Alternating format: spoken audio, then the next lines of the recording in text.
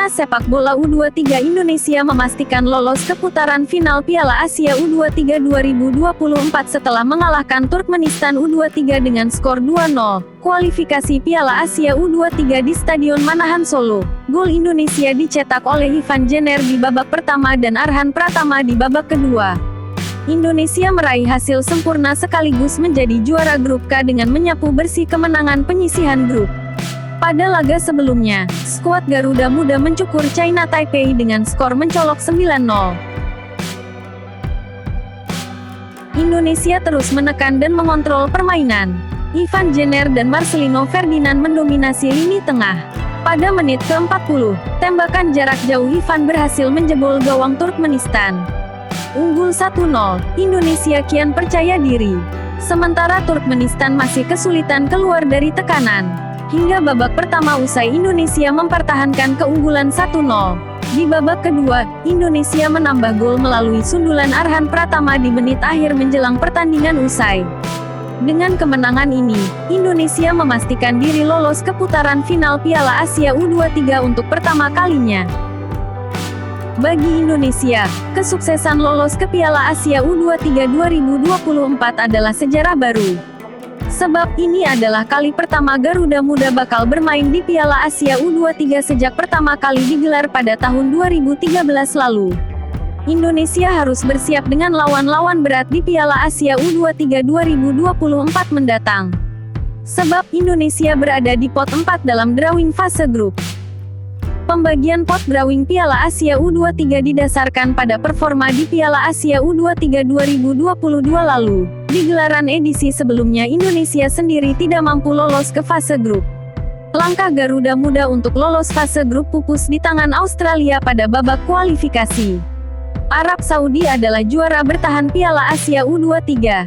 Berdasarkan performa itu, Arab Saudi berada di pot 1. Sedangkan Indonesia harus terima berada di pot 4.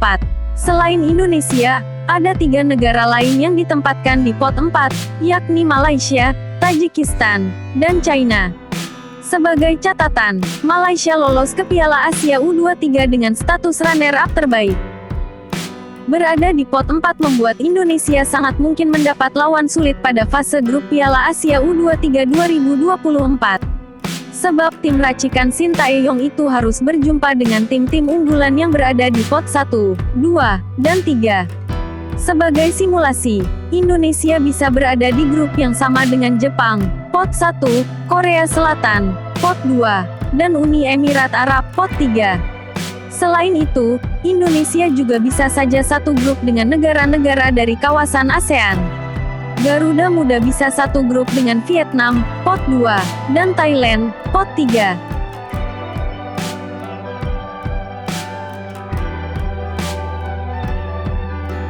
Buntut dari kekalahan timnas Jerman atas timnas Jepang, Hansi Flick resmi diberhentikan dari jabatannya sebagai pelatih kepala timnas Jerman, tak lama setelah dipermak Jepang 1-4. Partai uji coba antara Jerman vs Jepang di Volkswagen Arena, pada Minggu dini hari, menyisakan kegetiran buat Hansi Flick. Hansi Flick menyaksikan Jerman asuhannya disayat-sayat samurai biru Jepang. Gawang tim Panzer jebol 4 kali oleh gol-gol Junji Ito, Ayase Ueda, Takuma Asano dan Ao Tanaka. Sedangkan Jerman hanya bisa sekali membalas lewat gol dari Leroy Sané. Der Panzer pun tak berdaya dan menyerah 1-4. Kekalahan telak dari Jepang memberikan sebuah noda besar dalam 123 tahun sejarah DFB alias Federasi Sepak Bola Jerman. Federasi Sepak Bola Jerman, DFB, telah resmi memecat Hansi Flick, dan kini mereka sedang mencari pelatih baru untuk menggantikannya.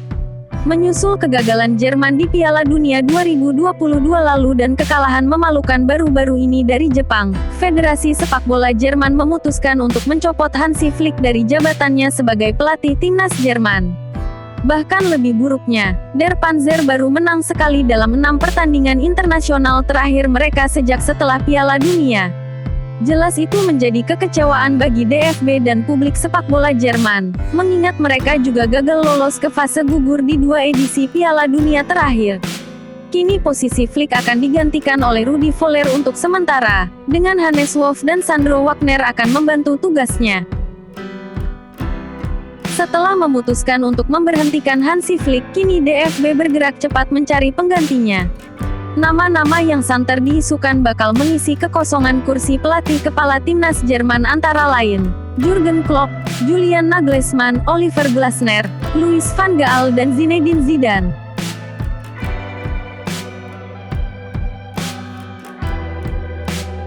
Playmaker Juventus Paul Pogba mengakui bahwa ia mempertimbangkan untuk pensiun di tengah dugaan rencana pemerasan terhadapnya tahun lalu. Kakak Pogba, Matthias Pogba, didakwa dan ditahan selama 3 bulan pada September tahun 2022 karena perannya dalam dugaan rencana pemerasan 11 juta euro dari gelandang Juventus tersebut. Matthias merilis serangkaian video yang berisikan berbagai tuduhan terhadap adiknya, termasuk tuduhan menyantet Kylian Mbappe, sementara sebuah geng meminta uang dari Pogba untuk layanan perlindungan. Bekas bintang Manchester United itu akhirnya membayar 100 pound demi menghemat waktu, setelah diancam oleh komplotan bersenjata dalam sebuah apartemen di Paris saat mengikuti agenda internasional bersama timnas Prancis. Pogba pun menghadiri persidangan untuk memberikan kesaksian terkait kasus pemerasan ini pada April tahun 2023, dan lalu mengakui bahwa kasus ini sangat memengaruhi kesehatan mental dan tubuhnya, sehingga bisa menjadi penjelasan rentetan cederanya yang tak kunjung sembuh.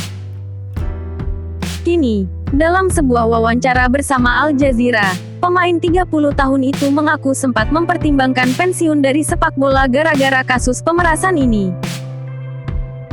Pogba absen hampir sepanjang tahun 2022 sampai tahun 2023 lantaran cedera, setelah kembali ke Juventus untuk masa bakti kedua kali usai kontraknya di Manchester United berakhir. Pogba memang sudah kembali bergabung dengan skuad Massimiliano Allegri untuk mengikuti pramusim, dan telah tampil di 2 laga awal Serie A untuk Juve pada awal tahun 2023 sampai tahun 2024. Tapi, pemenang Piala Dunia 2018 tersebut kembali mengeluhkan cedera pasca kemenangan 2-0 atas Empoli tanggal 4 September kemarin. Sampai saat ini, belum dipastikan apakah Pogba harus masuk ruang perawatan lagi dan menepi untuk jangka waktu yang lama.